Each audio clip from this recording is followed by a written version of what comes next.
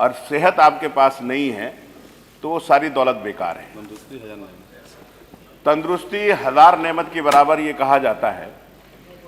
और जहाँ तक सवाल है हमारे उत्तर प्रदेश के स्वास्थ्य विभाग का, तो मंत्री जी जब खड़े होते हैं तो बताते हैं कि जैसे बहुत बड़ी क्रांति स्वास्थ्य विभाग के अंदर उत्तर प्रदेश की सरकार ने कर दी। मंत्री जी ने पिछले जो बजट आया था पिछली बार, वो बजट था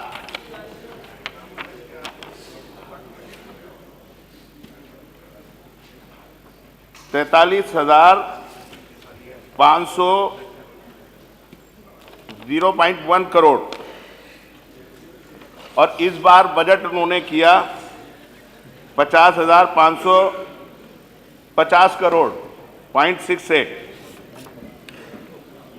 ये तो है कि बजट आपने बढ़ाया, लेकिन पिछले साल के मुकाबले जो बजट का खर्चा है, जो बजट आप लेकर आए थे उसमें केवल 68% बजट सरकार खर्च कर पाई।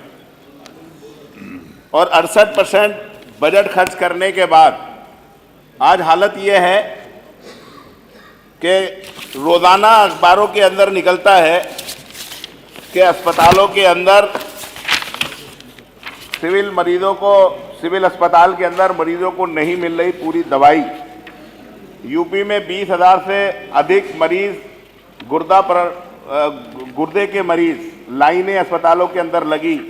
बुजुर्गों को नहीं मिल रहा मार्च से अब तक कोई इलाज, मौत के बाद वेंटिलेटर पर करते रहे इलाज। मेरा कहने का मकसद ये है कि जहाँ तक स्वास्थ्य सुविधाओं का सवाल है, सरकार ने गरीब लोगों को आयुष्मान कार्ड दिया है और आयुष्मान कार्ड के बारे में बहुत ज़्यादा प्रचार प्रसार सरकार करने का काम करती है। लेकिन अध्यक्ष जी, जहाँ तक आयुष्मान कार्ड का सवाल है, आयुष्मान कार्ड मैं दावे के साथ कह सकता हूँ कि उत्तर प्रदेश की उन बीमार लोगों के साथ एक धोखा है, क्योंकि आज कोई आयुष्मान कार्ड धारक जब किसी अस्पताल के अंदर जाता है तो अधिकतर अस्पताल ऐसे हैं कि जो अस्पताल ये बोलते हैं कि ये आयुष्मान कार्ड है, इसके अंदर इसकी बीमारी का इलाज नहीं होगा। किसी अस्पताल में कोई सर्जरी कराने जाता है तो बोलेंगे सर्जरी तो हम कर देंगे लेकिन फ्रैक्चर का इलाज नहीं करेंगे। दूसरा कोई कहीं वो जाता है उसके पास तो वो कहते हैं कि हम लोग आपका जो है बहुत सारी बीमारी है इसके अंदर ऐसी आयुष्मान कार्ड के अंदर, जैसे डिलीवरी का है, नॉर्मल डिलीवरी नहीं हो सकती, नॉर्मल सीजर नहीं हो सकता, और इसका जो पैकेज है वो इतना कम है 2100 रुपये। 2100 रुपये के अंदर 2100 रुपये के चुप जाए बर्बाद करा दूं 2100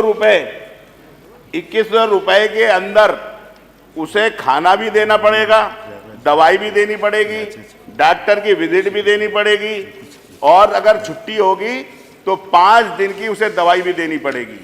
5 दिन की जब दवाई देते हैं तो कोई भी प्राइवेट हॉस्पिटल वाला, डॉक्टर वाला, जो बड़े अच्छे अस्पताल हैं, उन आयुष्मान कार्ड के तहत वो लोग उसका इलाज करने को तैयार नहीं होते और वो मरीज दर दर की ठोकरें खाता है। और कोई भी जो आप लोगों ने अस्पताल को आयुष्मान पे इलाज करने के लिए दिया है, उनकी हालत इतनी खस्ता है, और जिन लोगों ने इलाज किया और जो बिल भेजे, उन बिलों का पेमेंट इतना कम स्लो हो रहा है कि कोई भी अच्छा अस्पताल आयुष्मान का इलाज करने के लिए तैयार नहीं है। अध्यक्ष जी, मैं मुरादाबाद से आता हूं। मुरादाबाद इस उत्तर प्रदेश का सबसे ज़्यादा फॉरेन करेंसी जनरेट करने वाला जनपद है। उस जनपद के अंदर लाखों मरीज हैं, जो दमे के मरीज हैं, कैंसर के मरीज हैं। सरकार कहती है 1 डिस्ट्रिक्ट 1 मेडिकल कॉलेज। हमारे 1 करोड़ लोगों का दबाव है इलाज का मुरादाबाद के ऊपर। या तो जाकर 70 किलोमीटर बिजनौर में इलाज कराएं, या बदायूं में कराएं, या 140 मेरठ में कराएं। और जो आप कहते हैं कि साहब जो प्राइवेट मेडिकल कॉलेज हैं उनसे हमने टाई अप किया है, आप पता करिए मंत्री जी, वहां पे उन जो मेडिकल कॉलेज मुरादाबाद के अंदर है, उन पे जो प्राइवेट अस्पताल हैं, उन्हीं की कीमतों के ऊपर मरीजों का इलाज हो रहा है। और मैं आपसे ये भी बताना चाहता हूं, जो आप मेडिकल बनाते हैं, मेडिकल कॉलेज बनाते हैं, तो मेडिकल कॉलेज के अंदर अधिकतर इलाज गरीब लोगों के फ्री में होते हैं, लेकिन जो मुरादाबाद में इलाज हो रहे हैं, उन गरीबों को कहीं इलाज नहीं हो रहा। मेरा ये कहना है कि अगर आपका ये नारा है, तो कम से कम सबसे पहले कहीं बने ना बने, मुरादाबाद की जनता को सबसे ज्यादा जरूरत अगर है तो मेडिकल कॉलेज की है। दूसरा मैं कहना चाहता हूं अध्यक्ष जी, एक बहुत बड़ी बीमारी है, एक बहुत बीमारी है जो गरीब बेचारे, कम से कम हमारे यहाँ पे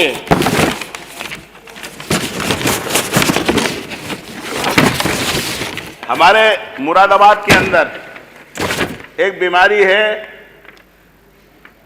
पेनीथीसिनिया। इस रोग के अंदर मरीज को हर 20 दिन के अंदर ब्लड की जरूरत पड़ती है। आपके मंत्रालय की तरफ से आदेश किया गया है कि सभी जगह इनको ब्लड उपलब्ध कराया जाए और सभी जगह इनको दवाई दी जाए। हमारे यहाँ मुरादाबाद के अंदर कम से कम 80 ऐसे बच्चे हैं जो इस मरीज से मर सकते हैं, तड़प रहे हैं, लेकिन मुरादाबाद के अंदर ना उन्हें ब्लड मिल रहा है, ना दवाई मिल रहा है। मैं आपसे कहूंगा कि कम से कम आपका स्वास्थ्य विभाग इतनी बड़ी बड़ी बातें करता है, तो मुरादाबाद के अंदर इन 80 लोगों का इलाज नहीं करा सकता, तो नहीं करा तो और क्या करा सकता है इतना भारी भरकम बजट होने के बावजूद। दूसरी बात, मैंने देखा, कहा जाता है कि हम लोग बहुत अच्छा वो सुविधाएं दे रहे हैं, अस्पताल हैं तो डॉक्टर नहीं, डॉक्टर है तो मशीन नहीं, मशीन है तो टेक्नीशियन नहीं, दवाइयाँ नहीं। बुरी हालत आपके स्वास्थ्य विभाग की है। मैं कह सकता हूं कि ये महकमा लोगों का इलाज करने के लिए होता है, लेकिन इलाज करना तो दूर, ये खुद बीमार महकमा हो गया है। हालत ये है उत्तर प्रदेश के अंदर, कांट विधानसभा के अंदर, हसनपुर सीएससी के अंदर आपके इतने बड़ी बड़ी आबादी है, 60-60, 70-70 की आबादी है, एक्सरे मशीन है, टेक्नीशियन नहीं है, और अल्ट्रासाउंड है, दोनों जगह अल्ट्रासाउंड नहीं है। हमारे यहाँ उमरी कला है, प्राथमिक स्वास्थ्य केंद्र बनाया, अफगानपुर है, प्राथमिक स्वास्थ्य केंद्र बनाया, पाकबड़ा है, प्राथमिक स्वास्थ्य केंद्र बढ़ाया, लेकिन कहीं पर भी डॉक्टर नहीं है, फार्मेसिस्ट चला रहा है लोगों को, और डॉक्टर कहीं पर है तो एमबीबीएस भी नहीं है, एमबीबीएस नहीं है।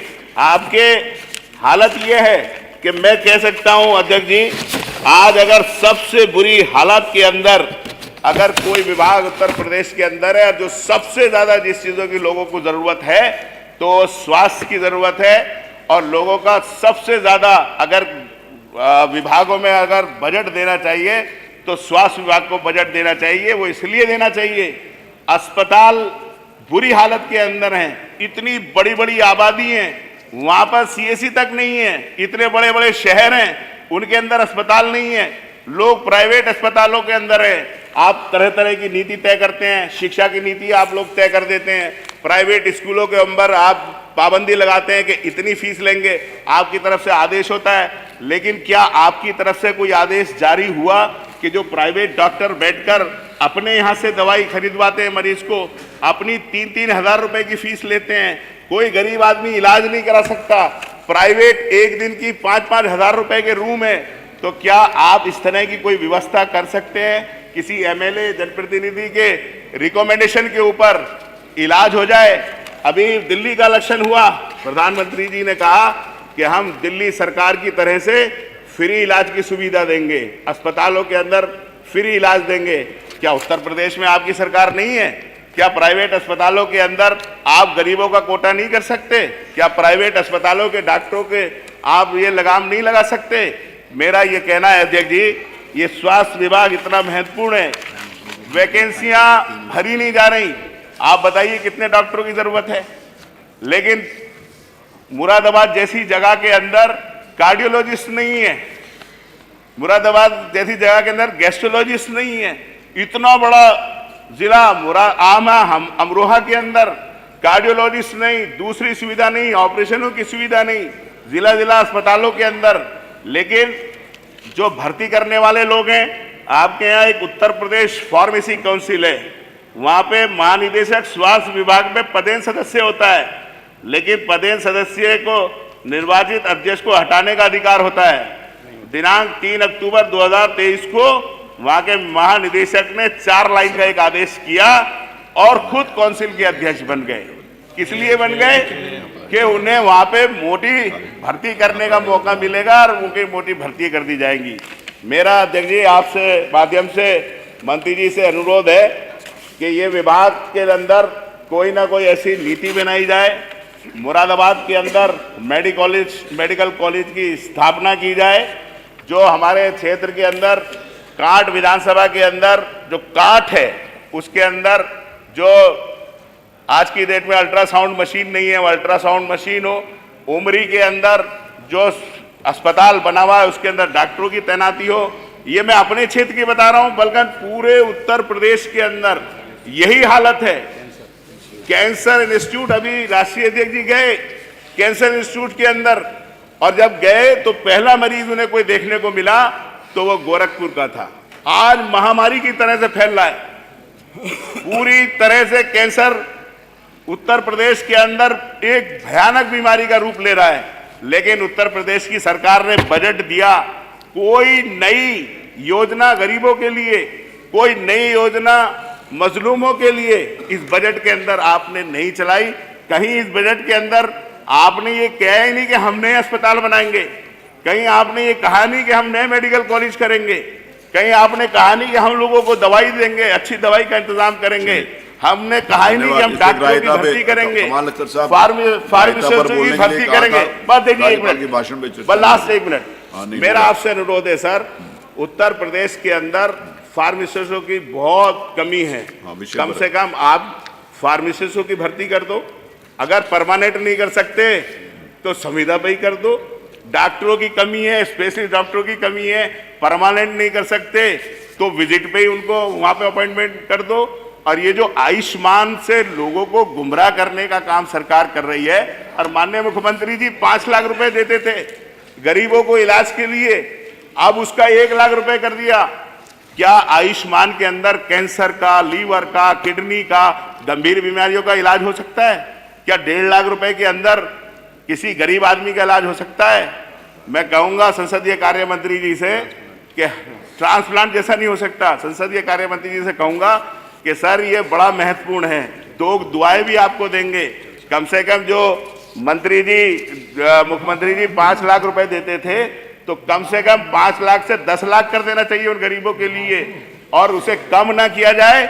और मैं कहूंगा सर कि इस पे चर्चा स्वीकार कर ली जाए, क्योंकि ये बहुत महत्वपूर्ण विभाग है, लोगों की सेहत से जुड़ा हुआ सवाल है, लोगों की जिंदगी से जुड़ा हुआ सवाल है। और मैं कहूंगा मंत्री जी से कि उप मुख्यमंत्री जी है, दिल्ली बहुत जाते हैं आप, दिल्ली से जाके मेडिकल कॉलेज अगर लेकर हमारे क्षेत्र को अगर दे देंगे तो लोग आपको भी याद करेंगे, आपको भी दुआएं करेंगे।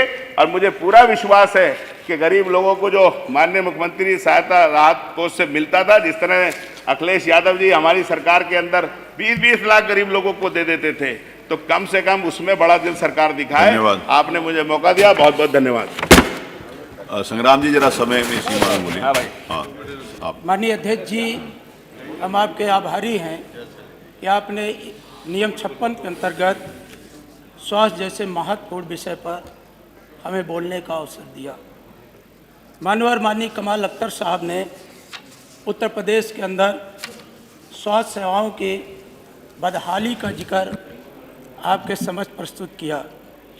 माननीय, हम सब ने प्रयास किया था कि पिछले सत्र में भी जो ज़मीनी हकीकत है उत्तर प्रदेश के स्वास्थ्य सेवाओं के बारे में, उसकी सदन में चर्चा करना हम लोग चाहते थे, लेकिन किन्हीं कारणों से वो चर्चा पूरी नहीं हो पाई थी। आज हम पुनः माननीय चाहते हैं कि उत्तर प्रदेश के अंदर जब माननीय अखिलेश यादव जी मुख्यमंत्री थे तो उन्होंने 100 शैय्यायुक्त संयुक्त जिला चिकित्सालय खासकर हमारे विधानसभा क्षेत्र अतरौलिया में स्थापित करने का काम किया था। बाद में आपकी सरकार ने उसका नाम बदल करके राजा जयलाल सिंह जिला अस्पताल किया। हमें उस पर कोई आपत्ति नहीं है, कि आज वो अस्पताल हमारे विधानसभा क्षेत्र के अंतर्गत काम कर रहा है। उसी तरह से हमारे जनपद में तरवा के अंदर 100 शैय्या चिकित्सालय, फूलपुर के अंदर और लालगंज के अंदर भी, मानव इसी तरह से उत्तर प्रदेश के अन्य जनपदों में भी इस तरह से संयुक्त चिकित्सालय स्थापित करने का काम किया। लेकिन आज उन अस्पतालों में मूलभूत सुविधाओं का अभाव है, जिसकी तरफ माननीय स्वास्थ्य मंत्री जी, उप मुख्यमंत्री जी हम आपका ध्यान आकृष्ट कराना चाहते हैं कि अगर वो अस्पताल पूरी क्षमता के साथ संचालित कर दिया जाए तो उससे गरीबों को बहुत लाभ होगा, खासकर ग्रामीण क्षेत्र के लोगों का। हमने बार बार मांग किया कि वहाँ विशेषज्ञ डॉक्टरों की नियुक्ति की जाए। जैसे अगर राजा जयलाल सिंह देखा जाए तो आज वहाँ पर चाइल्ड स्पेशलिस्ट नहीं है, गायनेकोलॉजी नहीं है, हार्ट के स्पेशलिस्ट डॉक्टर्स नहीं है, सर्जन नहीं है, और जो पैथोलॉजी काम कर भी रही है लेकिन वो पूर्ण क्षमता के अनुसार काम नहीं कर पा रही है, क्योंकि आपने उस पर डॉक्टर्स, विशेषज्ञ डॉक्टरों की पोस्टिंग नहीं की है। अतरौलिया के अंदर तो थोड़ा जनता, लेकिन जो तरवा का अस्पताल है जो एक बहुत ग्रामीण इलाके में है और गाजीपुर जनपद, आजमगढ़ जनपद, इन जनपदों के बीच में अगर आप उसे पूर्ण क्षमता के साथ संचालित कर दें तो मुख्यालय पर आने की कोई आवश्यकता नहीं पड़ेगी। आप यद्यप घोषित करते हैं कि हम हर जनपदों में मेडिकल कॉलेज स्थापित कर रहे हैं, ऐसे ही आप स्थापित कर रहे हैं, लेकिन जो व्यवस्था देनी चाहिए, अगर खासकर आजमगढ़ के राजकीय मेडिकल कॉलेज को देख लिया जाए तो एक रेफर सेंटर बन करके है। आज वहाँ पे कैंसर का कोई विशेषज्ञ डॉक्टर नहीं है, हार्ट का भी नहीं है, किडनी का भी नहीं है, और जो मशीनें होने लगनी चाहिए अगर वो मशीनें हैं भी तो उनको संचालित करने वाले नहीं, एनेस्थीसिया के डॉक्टर नहीं है। अभी हाल ही में जो हम सब उत्तर प्रदेश के पूर्व मुख्यमंत्री आरडी अखिलेश जी के साथ गए थे, चक गजरिया के अंदर जो कैंसर इंस्टीट्यूट स्थापित है वो विश्व स्तरीय था, लेकिन आज बजट के अभाव में, परमानेंट डायरेक्टर के अभाव में, आज जो कैंसर की सबसे महत्वपूर्ण जांच है पेट सिटी, आज तक आप उपलब्ध नहीं करा पाए हैं। तो मानवर आपके माध्यम से उप मुख्यमंत्री जी से हमारा अनुरोध है कि जो यह अस्पताल पहले से स्थापित हैं इनकी आप समीक्षा कर लें, इनको क्या क्या आवश्यकता है, कितने पैरामेडिकल स्टाफ की आवश्यकता है और कितने विशेषज्ञ डॉक्टरों की आवश्यकता है, और विशेष करके गरीब उम्मीद में जाता है कि उन्हें सस्ती अस्पताल से दवाइयाँ उपलब्ध हो जाएंगी, लेकिन आज वो दवाइयाँ उपलब्ध नहीं हो पा रही हैं। कभी कभी तो ऐसा देखने को मिलता है कि कुत्ते काटने का इंजेक्शन, रेबीज, जो हर जगह पहले उपलब्ध रहता था, लेकिन आजकल ना जाने क्या है कि वो कुत्ता काटने की सुई भी उपलब्ध नहीं हो पा रही है। हमारे आजमगढ़ की बहुत बड़ी आबादी है, जो मंडली जिला चिकित्सालय है वो भी दुर्दशा का शिकार होता जा रहा है, और विशेषज्ञ और स्वास्थ्य एक बहुत बड़ी चुनौती के तौर पर है। अगर आप देखेंगे तो आज पूरे के पूरे प्राइवेट अस्पतालों की तरफ लोग बढ़ रहे हैं। तो मेरा आपके माध्यम से विशेष करके जिस तरफ आदरणीय कमाल अख्तर साहब ने प्रश्न खड़ा किया था और मैंने राजा जयलाल सिंह 100 शैय्या चिकित्सालय तरवा के अंदर, आजमगढ़ जनपद के अंदर, तरवा के अंदर, मेहनगर विधानसभा में जो 100 शैय्या चिकित्सालय है, लालगंज के अंदर जो संयुक्त जिला चिकित्सालय है, और फूलपुर में, कृपा करके मैं चाहता हूं कि आप वहां पर अगर विशेषज्ञ डॉक्टरों का, पैरामेडिकल स्टाफ का, पैथोलॉजी का अगर नियुक्ति कर देंगे तो उससे आम जनमानस को बड़ी सुविधा मिलेगी। माननीय अध्यक्ष जी, आपका बहुत बहुत धन्यवाद। माननीय अध्यक्ष जी। जी माननीय। और मैं 1 मिनट अपने आप माननीय, आपको तो अधिकार है। माननीय अध्यक्ष जी, हमारे अपने जनपद सिद्धार्थनगर में क्या नाम है इंद्राणी? मेडिकल कॉलेज का निर्माण हुआ है। वहाँ की हालत यह है कि प्रिंसिपल साहब जो हो तो गुजरात से आए हैं, हमारे सूबे में कोई प्रिंसिपल मिला नहीं तो गुजरात से वहाँ रख दिए गए। उनका ध्यान दवाओं पर नहीं है और उसको चलाने पर नहीं है, केवल सामान खरीदने पर है और कमीशन खोरी पर है। सबसे बड़ी बात यह है कि उस अस्पताल में डॉक्टर बैठते ही नहीं हैं, मैं मंत्री जी अपना अनुभव बताता हूँ। एक दिन मैं जिला अस्पताल में गया, मेरे सर में दर्द था। मैंने पर्चा बनवाया,